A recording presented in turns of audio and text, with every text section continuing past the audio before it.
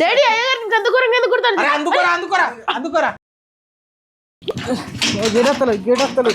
ఆ గేట్ రాదు కానీ నిన్ను ఎందుకు కొడతాను చెప్పిసి పెడతా. చెప్తా ఏ పట్టియవు కదా. పట్టియో కానీ చెప్పు. చెప్తా నీకు అర్థం కాదు కానీ నువ్వే చూడు. అరే ఆ పక్క పోండి చికెన్ సెంటర్ వాడు రియల్ ఎస్టేట్ చేసుకుంటా చికెన్ సెంటర్ నడుపుకుంటా గంత పెద్ద బిల్డింగ్ కట్టిండ్రా అంతేరా. పొర కొడుక పద్దేరు గొర్రె చికెన్ సెంటర్ ఇటే అన్న.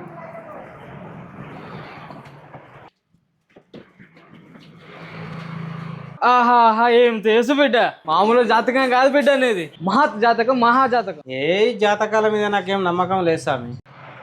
తప్పు బిడ్డ, 100 రూపాయలు కూడా లేకుండా వచ్చినావు బిడ్డ ఇక్కడికి.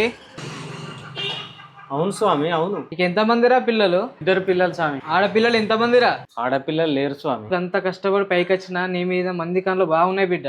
అందరూ నా మీదనే ఎడతారు స్వామి. బంగారం లాంటి 2 మగ పిల్లలు అంత నేరా నీకు? అబ్బా స్వామి మీరు చెప్పిందంత నిజమే. నాకు 2 కొడుకులని మీకెట్లా తెలుసు స్వామి? ఇదేందిరా నీ జాతకం మొత్తం తెలుసు నాకు.